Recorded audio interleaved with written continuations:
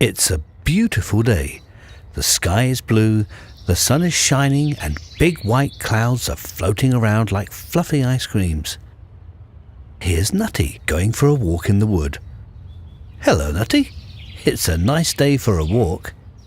Hello! Yes, I love to go for a walk and take a look around me. There are so many things to see.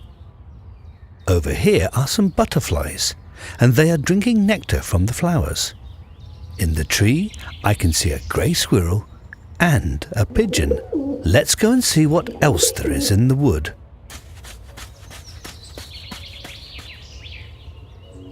Nutty loves to run and jump.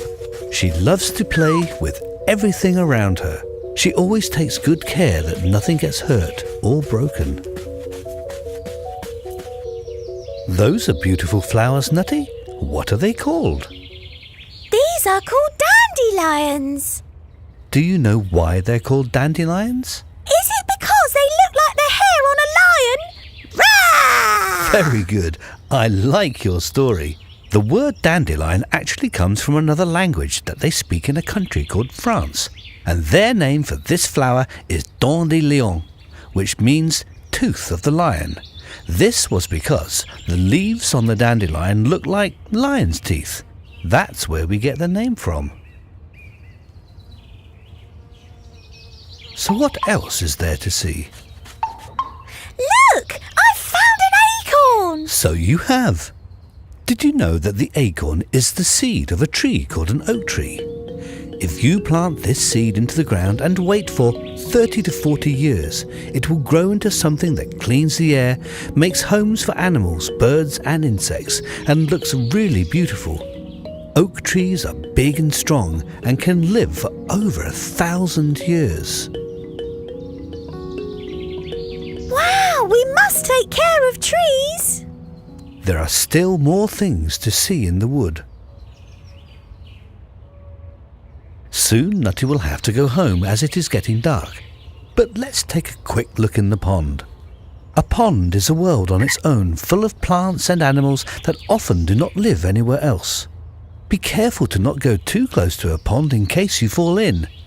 So, what can we see in this pond? There's a frog sitting on a water lily, a newt, a dragonfly sitting on a bulrush, a snail and a fish.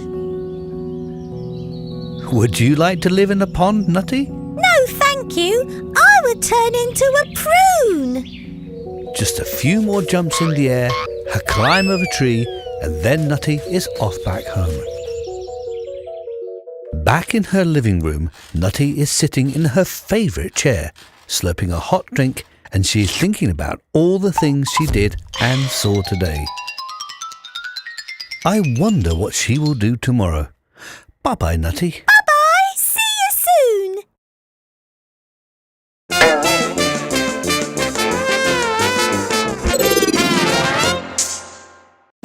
I really like the part about growing the oak trees from little acorns.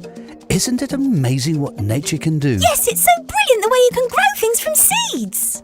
There are some other ways that you can grow things, Nutty. Let's go and take a look in the kitchen. Now, look at this, Nutty. Here is a cabbage, some garlic and an onion. All of these plants you can grow again without using a seed.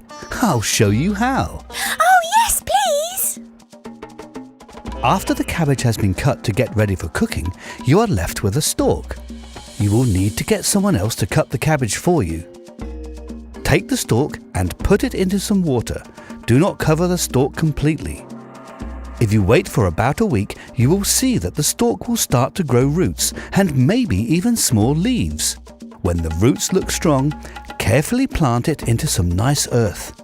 Make sure you water it just enough to keep the earth damp and watch it grow into another cabbage. I don't really like to eat cabbage, but I'd eat one if I can try this. Now, the garlic is actually a group of what we call cloves. It's a bit like a very hard orange. Get someone to separate the cloves, then plant them pointing up like this in the ground. And very soon you will have some new garlic growing. The single clove will grow into a whole bunch of cloves. I hear that garlic is very good for you, and it makes things very tasty. Yum, yum! And last of all, let's see what we can do with an onion. Get someone to cut the top of the onion off for you like this. Take the bit that has been cut and plant it in some soft ground like this. In a short while, you will be growing a new onion. What's that you've got there, Nutty? It's cabbage, garlic and onion soup. Can you guess what I'm going to do with the leftover vegetables? Sounds like you are going to start a vegetable garden, Nutty. Well done. I can't wait. I'm actually going to plant everything into some pots so I can keep them nice and warm in the house. Don't worry, I will make sure they're watered every day so they don't get thirsty. It's very important to look after things that need you to look after them. I'm very proud of you, Nutty. That's a great idea. It would also be a good idea to put some saucers underneath the pots to catch water that the plants did not use, and some newspaper to make sure you did not make a mess. Bye-bye, Nutty. I wonder what you will do tomorrow. Bye-bye! See you later.